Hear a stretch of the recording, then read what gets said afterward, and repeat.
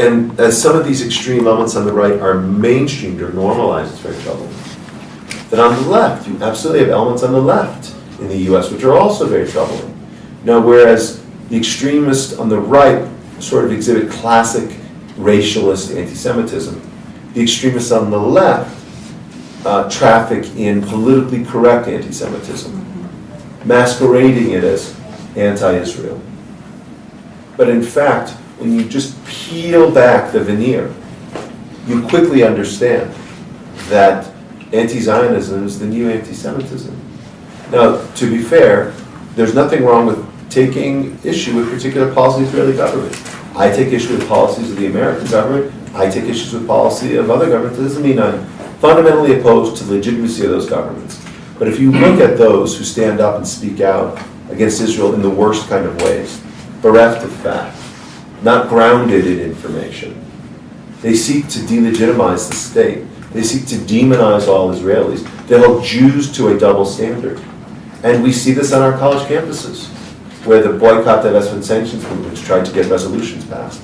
A typical one was that happened at a major university in New England a couple weeks ago, where the anti-Israel students scheduled a vote on a BDS resolution on Erev Pesach, knowing the Jewish students wouldn't be there, intentionally doing it when they wouldn't be around.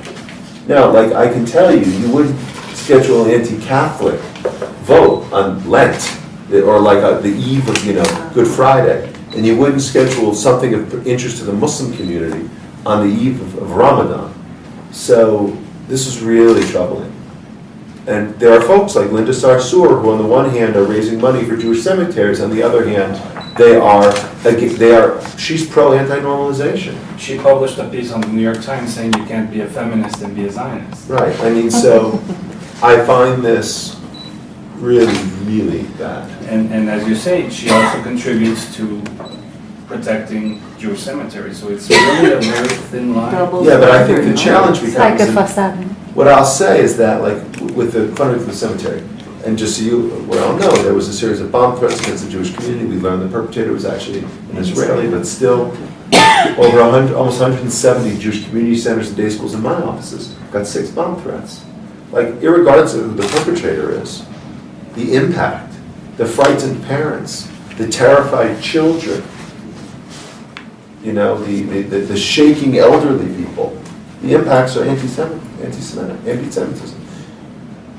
And we had a series of desecrations of cemeteries. Now, we've had some desecrations of cemeteries before, but not in line like that. It was like a virus that was moving throughout the community. And so she raised money with other Muslims for it, which is an admirable thing to do that should be applauded. I only wish the St. Louis community had taken half of the money that she raised and put it toward cleaning up the headstones, and taken the other half of the money and put it toward cleaning up the language, right? To demonstrate that delegitimizing Jews is just as bad as destroying Jewish headstones. I care as much about the Jews who are alive as the Jews who are dead. And so I think we should ask for, we should start with ourselves, and we should ask our allies and others to show the kind of respect for one another that we try to show for them. So, I think I understand those who are very focused on what's happening right now in the Trump administration, because it seems as if some extremist elements, Linda Sarsour is on the margins. She may be, and there may be folks in the progressive circles, okay, who are making a lot of noise, but they're not in power. I understand those who are concerned. We're more focused with those who are in power. But we have no choice but to be vigilant in terms of all of it. And at the ADL, we strive not to be political, but to be principled. I don't care how you vote, I care what you value. And so we are not going to stop speaking our truth, regardless of the consequences. Because, look, my job description is very simple. It's protect the Jewish people. What we have found in the US is that when we make America good for the Jews, it's good for all minorities. And when America is good for all minorities, it's also good for the Jews. I think there's that equation, I think, that proof has application in other countries like here. And so We just came from a meeting with Con la Pred, is that the name? Yes, Con la the Pred. LGBT community. Yeah, and so, look, I think that we want to do what we can to share what we learned with others to help them in their struggles. We have like 10 to 15 minutes. I'm gonna call it 10. 10 minutes. So we have 10 more minutes. Other questions? I don't want to push it back to the US, but It's okay. the day before James Comey was fired by President Trump, he gave a remarkable speech at Yeah. Yale. Yeah, he did. What is your reading of the current news regarding Comey Well, and the rule of law? so FBI Director Comey, who did give his last sort of public address at the ADL meeting, the FBI, I think, is an organization, branch of the government, an arm of the government of tremendous integrity. And I think he was a man of integrity. It is the president's prerogative to hire and fire people. And some staff require confirmations by the U.S. Senate, like ambassador positions, or members of the cabinet, and some don't, like the FBI director. So he's entitled to do so. It seems like we're still trying to understand what was the logic, the rationale. It does seem like the process was a bit flawed. And the timing? Timing is a bit... So I think there are a lot of unanswered questions. So I would simply say that we have a great deal of respect for the FBI. We had a great working relationship with former Director Comey. I respect the president's right to hire and fire staff, and we're waiting, like everyone else, to have these questions answered to try to better understand what happened and why it happened. One question. You spoke about that new anti-Semitism is not new anti-Semitism, it's the new anti-Israel. What do you think it has to be the position of every community outside Israel, with Israel and with its government, when there are some cases that break interest between the two countries? I understand. And what do you think it has to be the position of Israel with their Jewish communities in the diaspora? It's the two ways. So this is a very complicated question. Look, I think Prime Minister Netanyahu and the elected government of Israel has a job, which is to protect the citizens and preserve the nation state of Israel. And so those of us in diaspora can be supported and have a relationship with Israel, but ultimately we aren't the ones responsible for its affairs. With that said, we also need to recognize that Prime Minister Netanyahu and the nation state of Israel, its actions can sometimes have repercussions for communities in the diaspora, like here in Mexico, for example, the tweet that happened in January. Yes.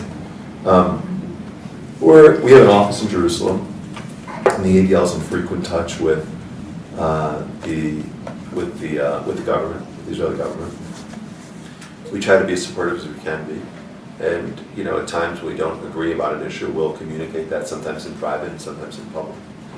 But I think that it is a delicate balance.